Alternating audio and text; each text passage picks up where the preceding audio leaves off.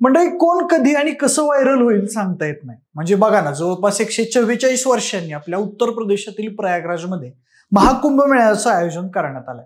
जेव्हापासून हा महाकुंभ मेळा सुरू झालाय तेव्हापासून त्यात अनेक संत आणि साधू बाबा व्हायरल झालेले पाहायला मिळाले. त्यात मग IIT वाले बाबा असो, काट्यावाले बाबा असो, रुद्राक्ष बाबा असो किंवा मग नागा साधू असो, अनेक बाबांची सोशल मीडियावर जोरदार चर्चा होत आहे. अशाच एका नवीन बाबाची सध्या सगळीकडे चर्चा सुरू झाली आहे. त्याचं नाव आहे बिझनेसमॅन बाबा.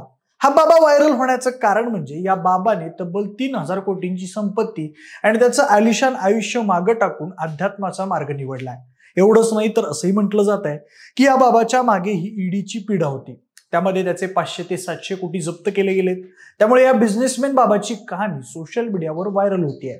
तेव्हा पाहूयात हा बिझनेसमॅन बाबा नेमका कोण आहे, शिवाय त्यानं त्याचा करोडोंचा व्यवसाय सोडून संन्यास का स्वीकारला, याबद्दलही आपण आपल्या आजच्या या व्हिडिओच्या माध्यमातून जाणून घेऊयात. नमस्कार, मी प्रथमेश आणि तुम्ही पाहताय विशेष फारे. म्हणजे एक व्हिडिओ सध्या इंस्टाग्रामवर जबरदस्त व्हायरल होतोय. डेली ओव्हरडोज या इंस्टाग्राम पेजवर हा व्हिडिओ पोस्ट केला गेलाय. यात या बाबाने कशा पद्धतीने त्याची करोडोंची मालमत्ता मागे सोडली आणि संन्यासाचा मार्ग निवडला याच्याबद्दल सांगितलंय. सोबतच बिझनेस किया है, हजारों करोड़ों का बिझनेस किया है, रोज 200-300 का किया है असं तो सांगतो. केवळ संपत्ती खरी आंतरिक शांती आणि समाधान मिळवून देऊ शकत नाही हे लक्षात आल्यावर या बाबाने संन्यास घेण्याचा निर्णय घेतलाय. अंगावर भगवं वस्त्र, गळ्यात रुद्राक्षाची माळ घातलेला हा बाबा महाकुंभ मेळ्यात त्याच्या भक्तांशी संवाद साधताना गरजू लोकांना शाल आणि साधूंना ब्लँकेट वाटतानाही दिसून येतो. त्याचाच हा व्हिडिओ हजारोंनी सध्या शेअर केला जातोय. पण म्हणजे या बाबाबद्दल असंही बोललं जातंय की या बाबा मागे ईडी देखील होती आणि म्हणूनच तो संपूर्ण संपत्ती सोडून महाकुंभ मेळ्यात आलाय. पण आता त्याचा बिझनेस नेमका काय होता, कुठे होता याबद्दल तर काही फारशी माहिती उपलब्ध दिसत नाही. म्हणजे आपल्या आजूबाजूला आज असे अनेक लोक आहेत ज्यांना श्रीमंत व्हायचंय.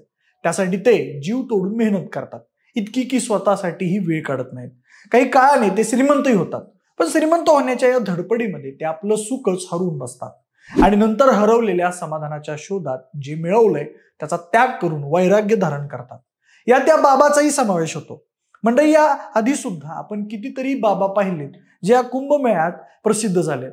त्यातीलच एक म्हणजे IITian बाबा अभय सिंग आणि दुसरी म्हणजे सर्वात सुंदर साध्वी हर्षा रिछारिया. म्हणजे यातील अभय सिंह या IITian बाबाबाबत चर्चा होण्याचं कारण म्हणजे त्याने आपल्या देशातील सगळ्यात नावाजलेल्या कॉलेज म्हणजेच IIT बॉम्बे येथून IITचं शिक्षण पूर्ण केलं असून करोडो रुपयांचं पॅकेज असलेला जॉब मिळून सुद्धा त्याने तो जॉब सोडून सध्या तो अध्यात्माकडे वळालेला आहे.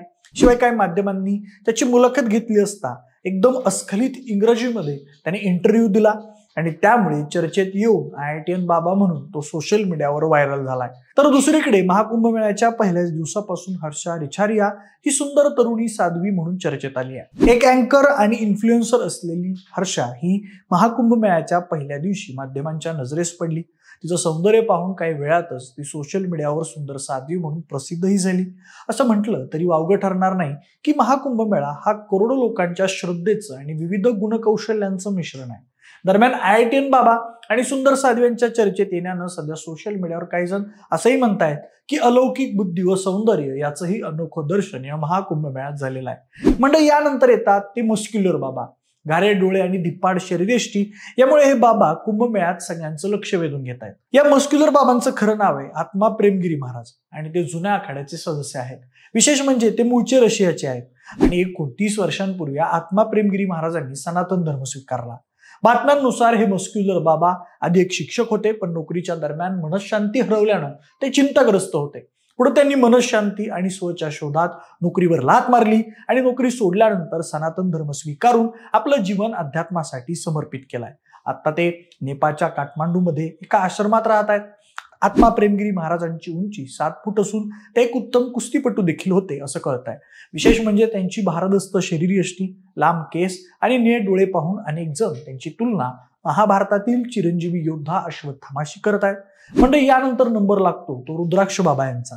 म्हणजे या अवलिया बाबांनी तब्बल 1.25 लाख रुद्राक्ष स्वतःच्या डोक्यावर धारण केलेले आहेत आणि त्या रुद्राक्षांचं वजन जवळपास 45 किलो इतकं आहे.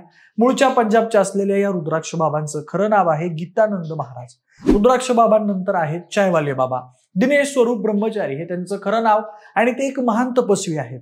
त्यांनी 41 वर्षांपासून मौन व्रत धारण केलंय. दिनेश स्वरूप आधी चहा विकायचे, पण पुढे आध्यात्मिक ओढीपायी ते संन्यासी बनले. त्यांची अजून एक खास गोष्ट म्हणजे ते मोफत IASचं कोचिंग देतात.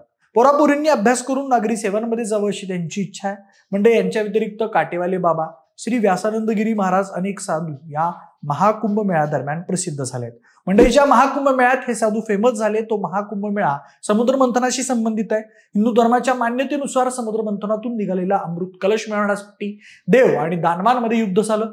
तब्बल 12 दिवस हे युद्ध चाललं. मान्यतेनुसार देवाधिकांचे 1 दिवस हे मानवांसाठी 1 वर्षाबरोबर आहेत. म्हणून दर 12 वर्षांनी एकदा कुंभमेळा होतो. तर देव दानवांच्या युद्धावेळी अमृत कलशातून 4 थेंब पृथ्वीच्या ज्या भागावर पडले त्याच 4 ठिकाणी कुंभमेळा भरतो. ती 4 ठिकाणं म्हणजे प्रयागराज, हरिद्वार, उज्जैन आणि आपलं नाशिक. सध्या जगातला सर्वात मोठा धार्मिक सोहळा प्रयागराजच्या संगमावर सुरू आहे. यासाठी तात्पुरत्या स्वरूपात एक अख्खं शहर वसवलं गेलंय. गंगा पार करण्यासाठी तात्पुरते 30 पूल उभारण्यात आले. 4000 हेक्टर जमिनीवर महाकुंभचा मेळा आयोजित झालाय. कुंभमेळ्याचं आयोजन हे सूर्य आणि गुरु यांच्या खगोलीय स्थितीवरून ठरतं. दर 12 वर्षांनी गुरु वृषभ राशीत एकदा आल्यावर कुंभमेळा होतो. मात्र यंदा शनी देखील कुंभ राशीत आलाय. हा दुर्मिळ योगायोग चक्क 144 वर्षांनी एकदा आलाय. म्हणून या मुहूर्तावर महाकुंभ मेळ्याचं आयोजन करण्यात आलंय. पौर्णिमेपासून पहिलं स्नान सुरू झालेल्या या महाकुंभ मेळाव्याची सांगता ही येत्या 25 फेब्रुवारीला महाशिवरात्रीच्या दिवशी शेवटच्या स्नानानं होणार आहे. तेव्हा मंडळी, माहिती कशी वाटली ते आम्हाला कमेंट करून नक्की सांगा. जर हा व्हिडिओ आवडला असेल तर लाईक आणि शेअर करा. सोबतच अशाच व्हिडिओसाठी विशेष पर्याय आपल्या YouTube चॅनलला सबस्क्राईब करायला विसरू नका. धन्यवाद.